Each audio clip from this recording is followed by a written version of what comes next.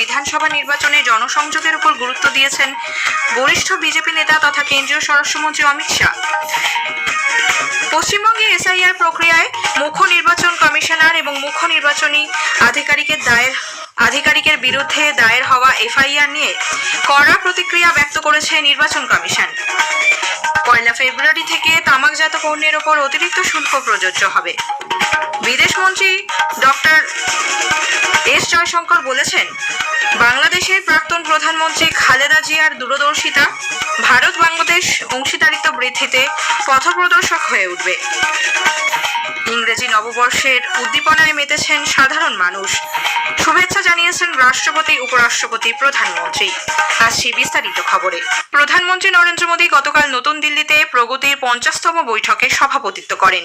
প্রগতি হল তথ্য প্রযুক্তি নির্ভর বহুমাধ্যম এক প্ল্যাটফর্ম, যা সুশাসন ও সময় মতো প্রকল্প বাস্তবায়নের জন্য গড়ে তোলা হয়েছে।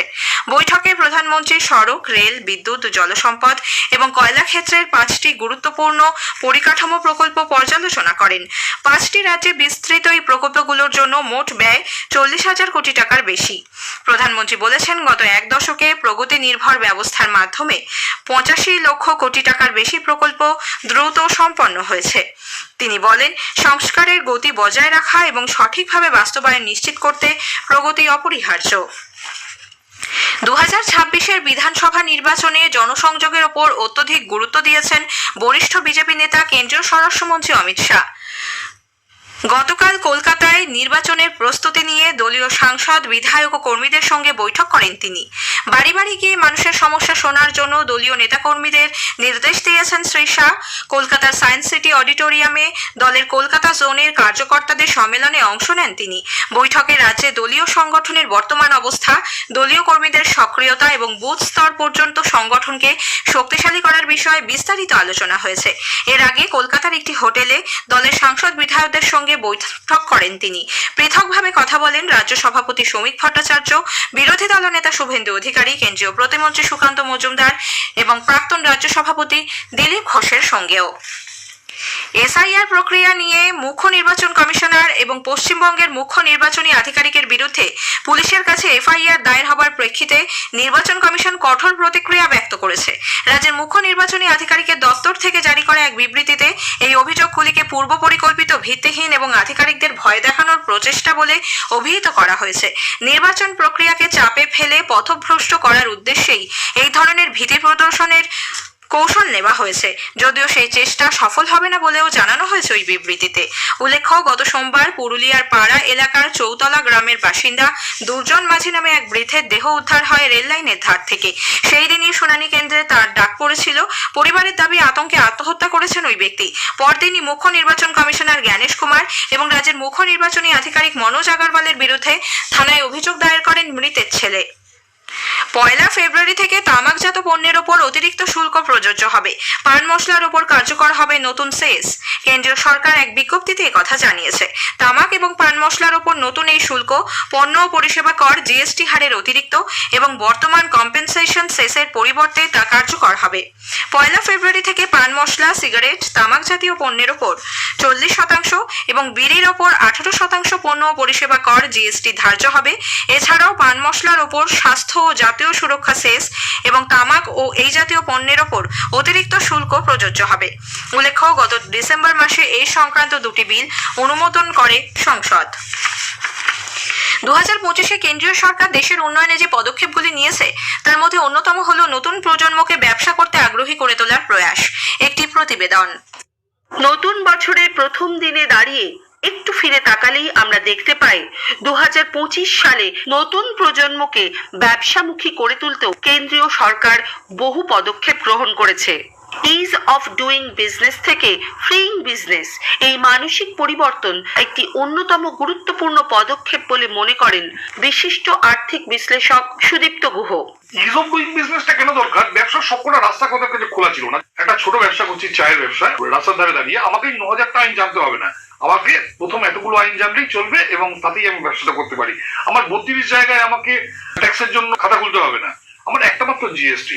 তো এইখানে ওই যে স্পিরিটটা আমাদের যেটা ছিল সেটাকে হেল্প করছে সরকার থ্রু রিফর্ম। কাশফির নাহার, আকাশবাণী সংবাদ, কলকাতা। আজকের প্রসঙ্গ অনুষ্ঠানে আজ শুনবেন বিশেষ আলোচনা অটল ভারত নিরাপত্তা জোরদার করার লক্ষ্যে একটি বছর। আইনজীবী দেবজিৎ সরকারের সঙ্গে কথা বলেছেন কল্যাণ লাহা। আকাশবাণী সংবাদ প্রযোজিত অনুষ্ঠানটি শুনবেন আজ রাত 8টায় গীতাঞ্জলি, ডিটিএইচ বাংলা এবং আকাশবাণী সংবাদ সোশ্যাল মিডিয়া প্ল্যাটফর্মে। খবর শুনছেন আকাশবাণী থেকে।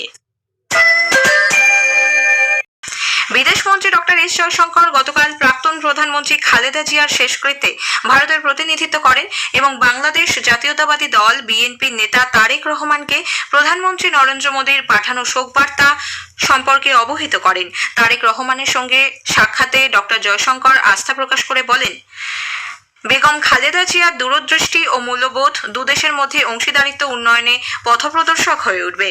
উল্লেখ্য, তারেক রহমান বর্তমানে বিএনপির ভারপ্রাপ্ত চেয়ারম্যান হিসেবে দায়িত্ব পালন করছেন।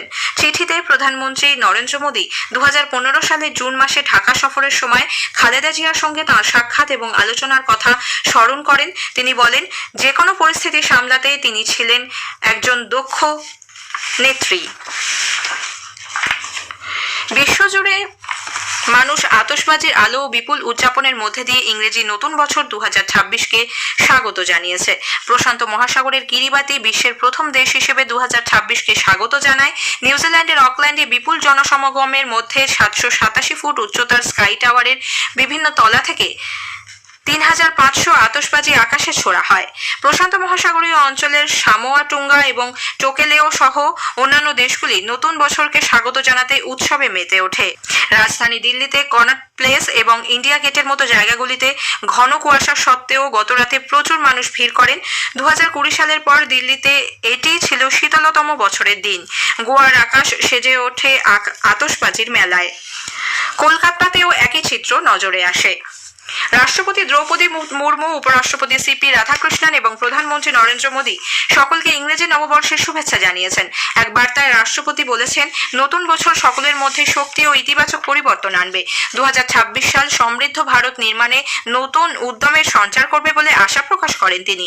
উপরাষ্ট্রপতি বলেছেন, শক্তিশালী ও উন্নত ভারত গঠনে সকলের সম্মিলিত প্রচেষ্টাকে নতুন মাত্রা দেবে এই বছর।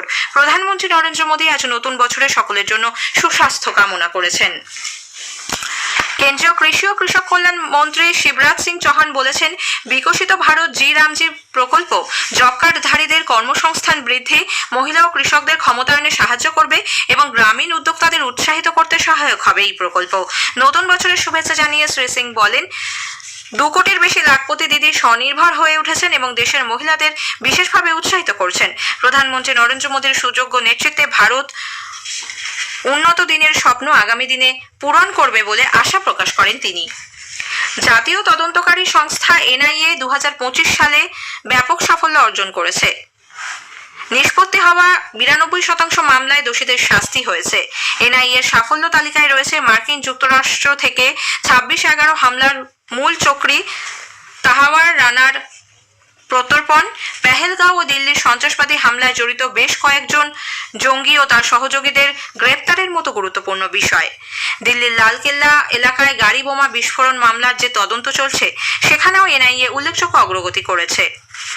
এই সন্ত্রাসবাদী হামলায় 2 মাসেরও কম সময়ের মধ্যে 9 জন অভিযুক্তকে গ্রেপ্তার করা হয়েছে।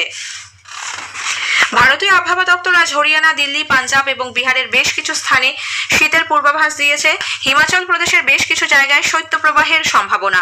পূর্ব উত্তরপ্রদেশ, হরিয়ানা, ওড়িশা, পাঞ্জাব এবং পশ্চিম রাজস্থানে ঘন থেকে অতি ঘন কুয়াশা থাকার সম্ভাবনা। এদিকে জাতীয় রাজধানী অঞ্চল দিল্লিতে বাতাসের গুণমান অতি খারাপ পর্যায়ে রয়েছে। কেন্দ্রীয় দূষণ নিয়ন্ত্রণ পর্ষদের তথ্য অনুযায়ী আজ সকাল 7টায় বাতাসের গড় গুণমান সূচক AQI রেকর্ড করা হয়েছে 372। শেষ করার আগে খবরের বিশেষ কিছু অংশ আরও একবার। প্রগতি প্ল্যাটফর্মের মাধ্যমে গত 10 বছরে 85 লক্ষ কোটি টাকারও বেশি প্রকল্প দ্রুত কার্যকর হয়েছে বলে প্রধানমন্ত্রী নরেন্দ্র মোদী জানিয়েছেন। 1 ফেব্রুয়ারি থেকে তামাকজাত পণ্যের উপর অতিরিক্ত শুল্ক প্রযোজ্য হবে। খবর শেষ হলো। এরপর স্থানীয় সংবাদ সকাল 10টা বেজে 10 মিনিটে।